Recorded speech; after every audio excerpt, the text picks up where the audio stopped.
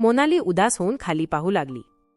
Boss बोलतो, तुम्हाला आठवड्यातून फक्त एकदा माझी भूक मिटवावी लागेल. बदल्यात तुम्ही जे म्हणाल मी तुमची मदत करेन. मोनाली आतून रागाने भरून गेली आणि ऐकत राहिली. बॉस बोलत राहिला आणि मोनालीच्या मजबुरीची यादी करत राहिला. तेव्हाच अचानक मोनाली उठून उभी राहिली. तिने आपली पर्स उचलली आणि फक्त एवढेच म्हणाली, सर, मला कोणत्याही मदतीची गरज नाही, सॉरी. ती उठली आणि चालू लागली. तेव्हा बॉसही उठून उभा राहिला. बॉस, वेड्यासारखे वागू नका मोनाली. स्वतःकडे पहा, तुमच्या मुलाकडे पहा. तुम्ही हे सर्व कसे कराल? इथे कोणी तुमची मदत करणार नाही. मी केवळ तुमची मदत करत नाही तर तुमची आणि तुमच्या मुलाची सुरक्षा घेण्याची जबाबदारीही घेत आहे. तुम्ही बदल्यात एवढेही करू शकत नाही का? उदास मनाने Monali. I am sorry sir, पण मी ते करू शकत नाही जे तुम्ही म्हणत आहात. हे म्हणून ती रडत मनाने घराकडे निघून गेली. ती बसमध्ये बसून रडत होती. तिच्या मनात वेगवेगळे प्रश्न उठत होते. ती या वाईट जगाला मनातल्या मनात शिव्या देत होती आणि तिच्या डोक्यात एक विचार पुन्हा पुन्हा येत होता की सर्व पुरुषांच्या मनात वासनाच भरलेली असते का? स्त्रीचे काम फक्त पुरुषांची गरज पूर्ण करणे एवढेच आहे का? इथे लाचार स्त्रीची मदत कोणी करत नाही, पण जर एखादी स्त्री या कामासाठी तयार झाली तर सर्वजण तिच्या मागे मागे चालतात. याचा अर्थ एका स्त्रीची काहीच किंमत नाही, फक्त तिच्या शरीराची किंमत आहे. हे विचार करत करत तिचे अश्रू वाहत होते. मोनाली बसमध्ये बसून येणाऱ्या उद्याची चिंता करत होती. घरी येऊन मोनालीने शेजारणीकडून आपल्या मुलाला प्रीतला घेतले. तो तिची वाट पाहत रडत होता. मोनालीने जसे त्याला उचलले तसा तो गप्प झाला. मोनाली त्याच्यावर प्रेम करते. रडू नकोस बेबी, मम्मा आली हे म्हणत तीही रडू लागली. मोनाली घरी जाऊन प्रीतला छातीशी धरून खूप रडली. कधी आपल्या नशिबावर, कधी अमितला आठवून, तर कधी बॉसच्या शब्दांना आठवून. तिला समजत नव्हते की काय करावे.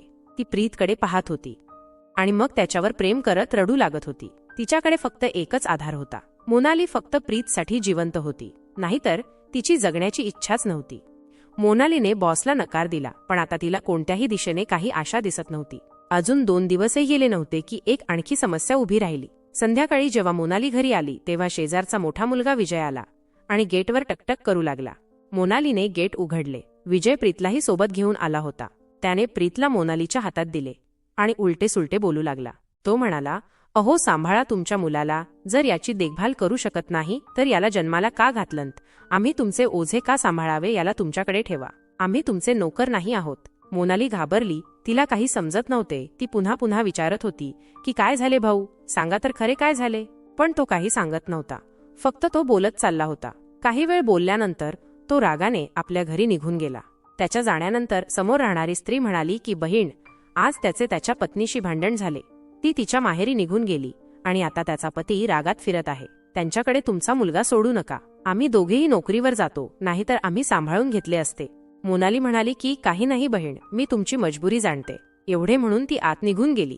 पण यावेळी मोनालीपेक्षा जास्त मजबूर कोणीच नव्हते. ती आता आणखी जास्त चिंतित होती. मोनालीला समजत नव्हते की ती उद्या प्रीतला कुणाकडे सोडून जाणार.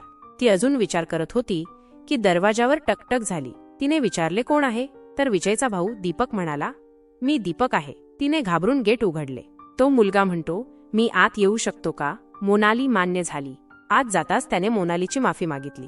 मग म्हणाला, मी माझ्या भावाच्या वर्तनाबद्दल माफी मागतो. त्याने दारू प्यायली आहे. आज भांडणामुळे त्याने माझ्या वहिनीलाही पळवून जावे लावले. तो वेडा आहे, कृपया तुम्ही वाईट मानू नका.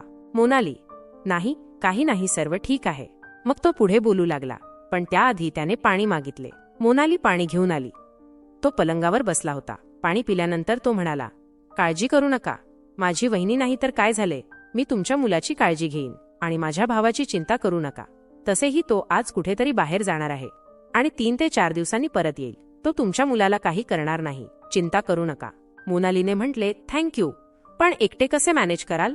दीपक, काळजी करू नका, मी त्याची काळजी घेईन. तसेही तुम्ही बरोबर आहात. मी एकटा तर आहे, पण तुम्हीही तर एकट्याने सर्व काही सांभाळत आहात. मी अनेकदा विचार करतो की बिचारी एकटी इतके सर्व कसे करू शकते. तुम्ही कधी एकटेपणा जाणवला का? हा प्रश्न ऐकल्यानंतर मोनाली थोडी संकोचली आणि म्हणाली की अशी काही गोष्ट नाही. तुम्ही असे बोलू नका. तो म्हणतो, का बोलू नये? मला माहित आहे तुम्हाला खूप एकटेपणा जाणवतो. तुम्ही तरुण आहात, तुमचा पती पण नाही. जीवन खूप कठीण आहे. अजून तुमचे वय काय आहे? या वयात संयम कसा धरता? दाम्पत्य जीवनाचे सुख तुम्ही अजूनही भोगले नाही. तो आता थोडा वैयक्तिक होत चालला होता. त्याचे बोलणे दुसरीकडे जात होते. ही गोष्ट मोनालीलाही समजली, पण ती काही बोलली नाही.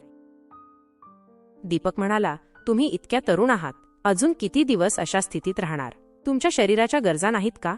मोनालीला एक क्षणासाठी धक्का बसला, पण आता तिला समजलं की या जगात स्त्रीच्या दुःखावर सहानुभूती दाखवणारे खूप असतात, पण तीच स्त्री कमजोर झाली की तिला भक्षक भेटतात. तो म्हणाला, मी तुझी मदत करील, पण तुला पण माझ्या एकटेपणावरही उपाय करा लागेल. मोनाली भडकली, तुमच्या घाणेरड्या प्रस्तावाची मला गरज नाही, बाहेर निघा. तो हसला आणि म्हणाला, असं कसं? तूही कधीतरी इच्छित असशीलच. मोनालीने दार उघडले आणि फक्त एकच वाक्य म्हणाली, बाहेर निघा. त्या रात्री मोनाली पुन्हा एकदा रडली, कारण तिच्या भोवतालच्या प्रत्येक पुरुषाच्या डोळ्यात केवळ वासना होती. जर तुम्हाला ही स्टोरी आवडली असेल तर लाईक करा, शेअर करा आणि चॅनल सबस्क्राईब करा अशाच मनोरंजक स्टोरीसाठी. पुन्हा भेटूया दुसऱ्या भागामध्ये.